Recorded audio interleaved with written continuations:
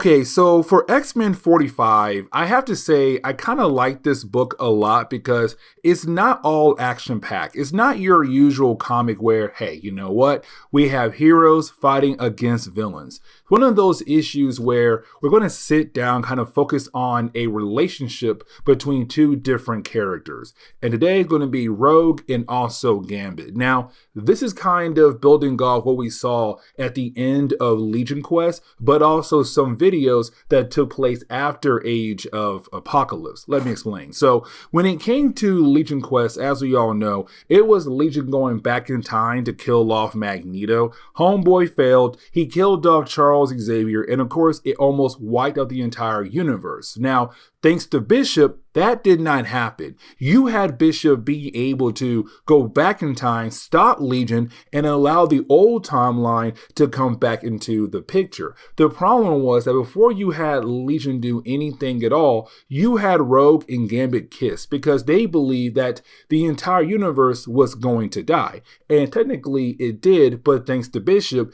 it came back to life again, allowing our heroes to continue on with their lives. But for Rogue and Gambit, they kiss, and it put Gambit into a coma. And so with that coma, it kind of allowed Rogue to dive into his mind to see a few things, but also kind of pick up on some emotions he has when it comes to certain things around the world. And so as we get into X-Men issue number 45, we're really picking up with Rogue going crazy. And the reason why, because for Rogue, she has a hard time kind of dealing with other people's emotions after she had absorbed them, including what they had done in the past, their memories. And so for Rogue, we see her having a hard time processing everything Gambit feels, but also how she feels as well, but also what he had done in the past, his dark secrets.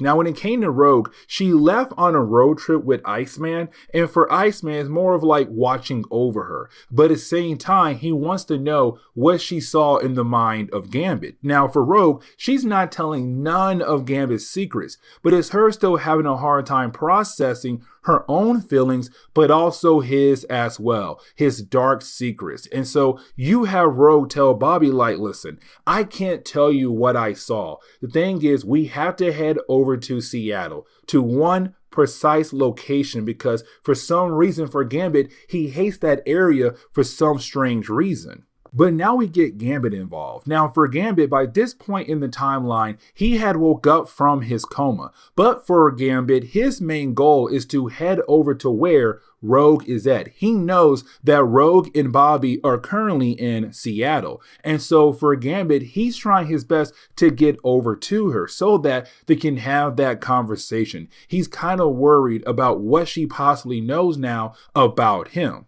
But now we jump over to a bar outside of Washington University. Now, for Rogue, it's her trying to still process her own feelings, but also Gambit. Now, for Rogue, her feelings is more the idea that she hates her powers, because when she kissed Gambit, it was nice, but at the same time, it put him in a coma. And that was only like her second kiss between somebody she actually cared for. And so for Rogue, she kind of feels like her powers will always be hunting over her, that with her powers, she'll never have the ability to be in love, to have a relationship. And so when she goes into this bar, you know, all the guys want to be with her. All the guys want to dance, kiss, hang out with her, all that stuff. But you have Bobby walk in and say, hey guys, listen, she off limits. And for Rogue, she hates the idea of Bobby getting in her way. But it's Bobby saying your powers are dangerous. But at the same time, let's go ahead and go back home so that we can find a way to help you, to find a way to see if you can find a way to control your powers.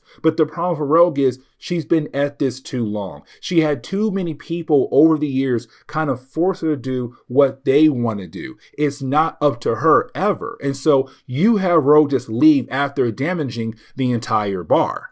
Now, Gambit does arrive. When Gambit arrives, he's kind of like, oh man, it's a cool image. He just walks in like, Bobby, Drake, where is Rogue? You're like, oh, is Bobby in trouble? But technically he's not, because we already know for Gambit, his main mission right now is to just find Rogue, to kind of work things out with her. And that's really it. Now, you also have the book give us a brief moment to remind us that right now, between mutants and humans, things are going to pop off very soon where we could possibly see a war happening. And the reason why, because of two things: the legacy virus and Gen Nation. Now, we already talked about both things. Legacy virus being a virus that came from the far future thanks to Strife to kill off mutants, but it had mutated. And now it's going after humans as well. And so for the humans, they're blaming mutants for the possibility of them dying if they do get the virus. Now, on top of that, you had Gene Nation attack recently,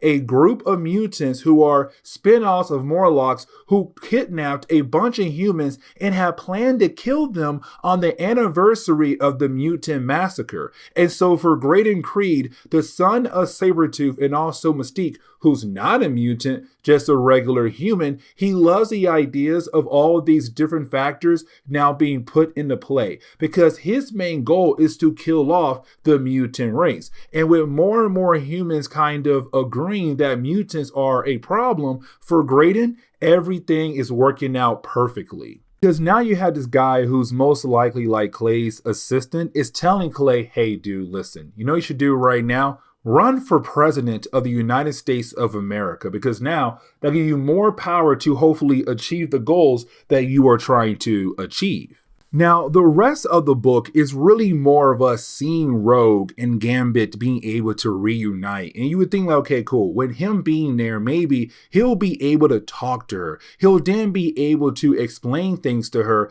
and work through their problems. But for Rogue, it's the whole thing that she needs some time alone. And the reason why, because again, she can't touch people. Like what Gambit offered her, what Gambit showed her is everything she wanted. The idea of a man in her life, being in her corner, being able to be held by him, to kiss him, hug him, to be anything she wants with him. But the problem is her powers are preventing that from actually happening. But at the same time, it's the trust that she had now lost in Gambit because what she has saw in his mind. Now, technically, the book does not tell us what Rogue saw in his mind. But again, it's Gambit saying, but I want to be there for you. I want to be in your corner and break down those barriers of fear that you have put up around you. I want to break down those barriers of you being scared of me or your powers. Like, I want to be there. And so for Gambit, he's kind of wondering,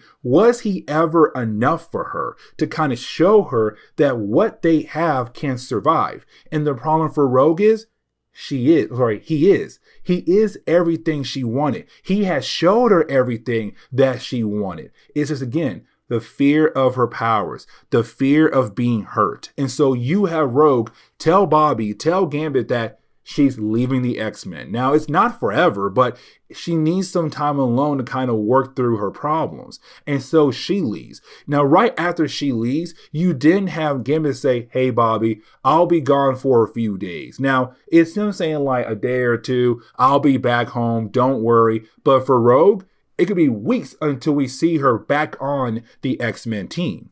But to close on today's video, we see Gambit just walking around minding his business because he truly believes that he's alone at the moment. There's no one following him, except he is completely wrong because we kind of find out he has been followed by Mr. Sinister. Now, this is a callback to our previous video over in Uncanny X-Men 325. In that issue alone, you had Sinister be informed that Gambit had just went over to Seattle. And so for Sinister, he wanted to have a one-on-one conversation with him to say, hey man, listen, I want to tell you this right here, that you and I have some unfinished business, kind of hinting at the idea that these two characters had worked together in the past. But it's him saying, you are unable to escape your past. As a matter of fact, the cards I gave you, the hand you've been dealt with, will soon come to play very soon. And then you're going to question your actual role in the X-Men. And so with that being said, this is where we're going to end today's comic book video. So please leave me a like down below and subscribe. But guys, see y'all next time. Later.